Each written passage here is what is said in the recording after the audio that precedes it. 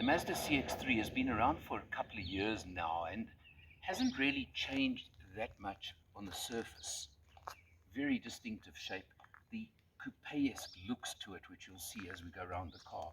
This is the new top-of-the-range model, which was launched quite recently, called the Hikari. Don't know where Mazda get the names, but it certainly is catchy. And you can see it in this beautiful pearl white. You've got projection headlights. You've got daytime running lights now. You can see the nice deep spoiler over here, the deep spoiler, and of course, little chrome accents as well. Typical Mazda Kodo design language, as they call it. So you've got the sharpish angles, things like that on it. And of course, being a crossover, you've got the cladding around the wheel arches, down the bottom of the doors, things like that. You can see nice mag wheels on this car over here as well. And there are nice 18-inch wheels on the top models. So it's all the features you would expect from a car of the sort. And as I say, very familiar it is indeed. Little keyless entry system with a little push button over there that locks. And you can see the mirrors fold automatically on lock and unlock. Neat little feature as well. Also very noticeable is the blacked out effect around the windows and around the trim as well. Makes it look very, very distinctive. Of course, remembering the fact that the CX-3 is on the Mazda 2 platform, you can see slightly limited headroom in the rear because it is that coupe-esque line I mentioned just now. And also, I would not say the legroom is exceptional. It's decent with the front seat, driver's seat set for myself, but it isn't exceptional. What is nice, of course, on Hikari, let's look while we are doing here now, is, of course, leather trim with nice contrasting stitching over there. You can see it very easily, very neatly. It looks very good. Of course, you get ISOFIX on the outer two rear seats. These are all features that you would really expect and want. Also, an interesting little feature is when we come around to the door itself, you'll see there's a suede type insert on the door panel over here, again with the stitching, and then almost a carbon fiber effect around the window switches. So it's all little features that do add up in making this the top model in the range. You come around towards the back, of course, and the very important little badge over there saying SkyActve G, or gasoline, as Mazda call their petrol engine models. Now, remembering SkyActve technology, of course, brings you engine technology where fuel consumption does benefit. It also brings you chassis technology, geometry, etc., all part of what Mazda term their SkyActve package. You pop open the boot over here, you'll see it's not very deep at all. And that's an interesting fact, because in this format, your boot is very, very small, especially if you think of the shelf over here. It is a limited boot. And underneath the board, you've only got a space saver spare wheel as well. So it is, but I'm saying compromised, but at the same time I'm saying the coupe-esque type look and lines to this car, the Sporty. This is the Sporty model in the range. Also note over here, and we'll talk about it again later, the amplifier and the unit for the Bose, upgraded Bose sound system that Mazda are using in all their top models lately. So that's a nice extra feature you do get there. Close the boot. You've of course got rear park distance control and a rear camera. Important features on any car these days. Okay, so let's check it out while we're on the road, and we'll also, of course, see the whole inside and chat a lot more. The standout feature of the car that I've noticed so far on the CX-3 is that it actually feels very, very solid, very substantial on the road, and particularly when you're cruising on a highway. It's just got, for a smaller car, it's got a very, very solid, substantial feeling when you're on the road, and that really does impress me, I must tell you. The spec level of this top model is obviously got everything you want. That heads-up display in front of me, the lane departure warning that beeped because I just went a tiny bit. It's got all of those features as well, which you'd expect in a top-level model these days. The 2-liter petrol engine, well, It's so familiar in so many of the Mazda models. It really is a top-class engine. This is not a big car, so it certainly gives you a very, very sporty feel. And something that does, again, stand out to me is it's got a buzzy feel to it. I use that term deliberately. And yet, if you want to feel sporty, that buzziness actually forms part of the character of particularly the CX-3 in my book, being that slightly sporty model in the range. So it's well matched as far as I'm concerned. But I've got to stress again, it's smooth, it's comfortable, it's relaxed. That 6-speed auto really nicely matched to the engine as well. But it's that very substantial, solid feeling that keeps standing out to me. Starting off behind the wheel as always, let's look at the numbers. You can see on my left, we've done 343 kilometers on this test. We've averaged 6.7 liters per 100. It's a pretty good indication, I think, of what you can get on this car overall, doing, of course, all kinds of driving, your usual standard driving, etc. So that's a good figure. I'm pretty happy with that. Above the steering wheel, let's have a look if you can see it or not. It is rather difficult to pick up, but you can see there's a little screen over there. There we go. The heads-up display, which is showing speed at the moment and actually speed limit for the area, which is quite useful.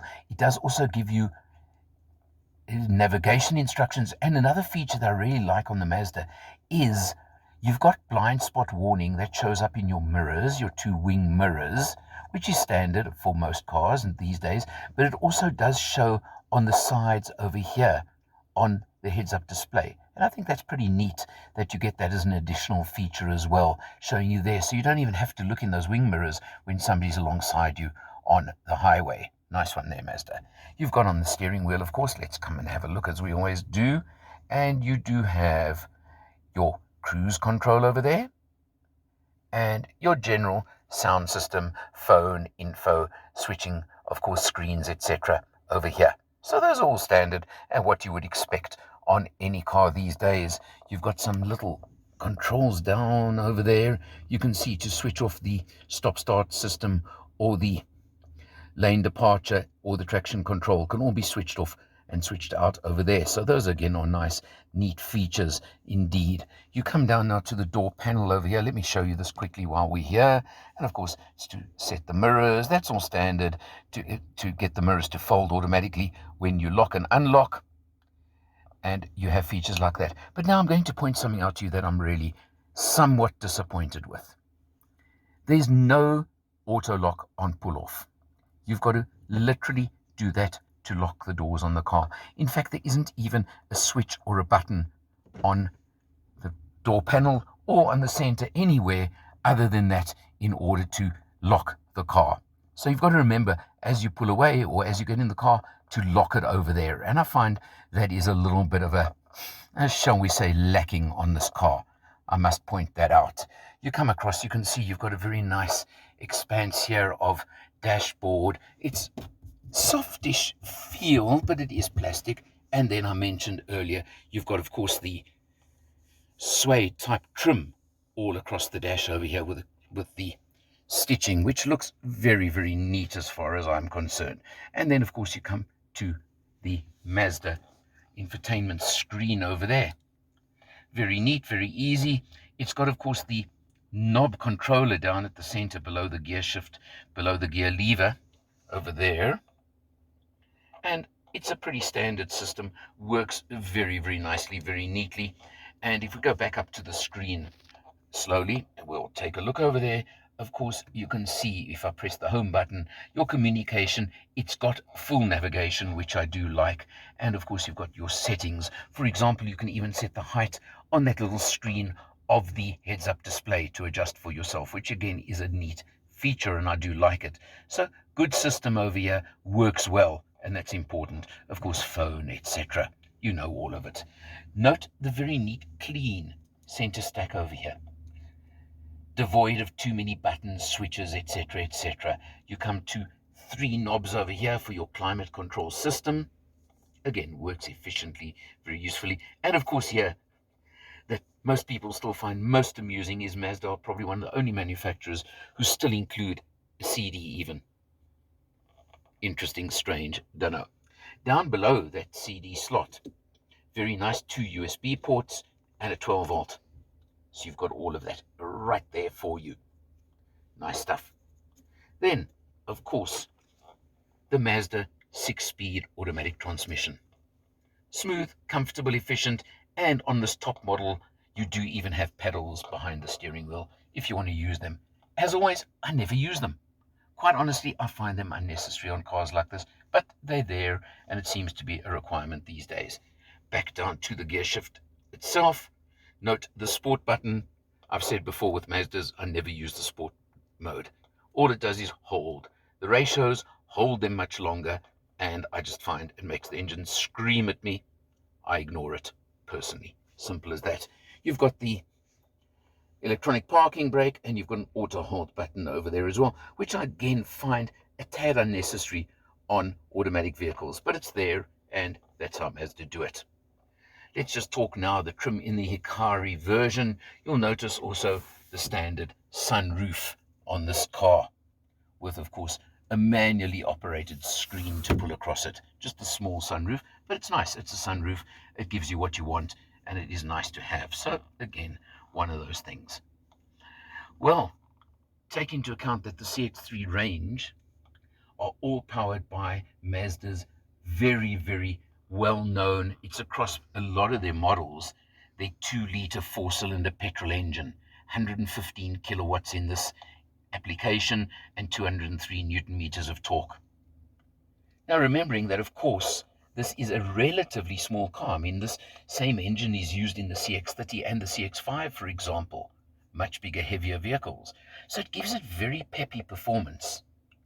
And whereas I've sometimes complained in the past about Mazdas being buzzy, and especially even if you do dare use sport mode, I have found them a bit buzzy. Well, interestingly, in this application, I think it suits it because it is sporty. So I think it's actually pretty nice. And I think it makes quite a nice difference. And that is just the nature and feel of this car. So it's something you do need to think about and take into account. The model is currently priced at 469,700 Rand. Remembering that you can get into a CX-3 automatic in base active spec. So you'd lose a lot of the specs, sure, but from 366. So there's 100,000 Rands worth of extra spec. And you can see where it comes in: sunroofs, leather trim, some of the safety features like the blind spot warning and things like that, the 18-inch mags. All those are the difference between the models. So keep that in mind. You are getting value. The upgraded Bose sound system makes a big difference to me, I think. But that is the range for it, and that gives you an idea of where you're at. It certainly is competitive in the current market. You'd probably look at a Toyota CHR as a very good competitor, and the top model there is in the same price range. So it is interesting. And never ever forget, even in these times, if you do high mileages, Mazda do give you a 3-year unlimited mileage warranty and service plan. And that could be a factor to certain buyers. Overall, it's been quite a while since I've tested a CX-3. They still are good. And what I have found is, of course, that this car, I mentioned while we're on the road, feels very, very solid, very secure on the road. It feels like a much bigger, heavier car than it is in its handling, in its road holding, and how it sits on the road, and that's important. One other strange anomaly I must point out that I noticed on this car is when you're on the highway and want to lane change, on most cars you flick the indicator and it flashes 3 times. It doesn't do that on this car. I don't know if it's a setting on the test car or if it's something on the CX-3, but an interesting one. You've got to actually switch on the indicator to change lanes. Not a hardship, just something I'm not that used to anymore. Anyway, not serious. Certainly a nice car to drive, and I've enjoyed this test. For Motor Matters, I'm Eleanor. I'll see you next time.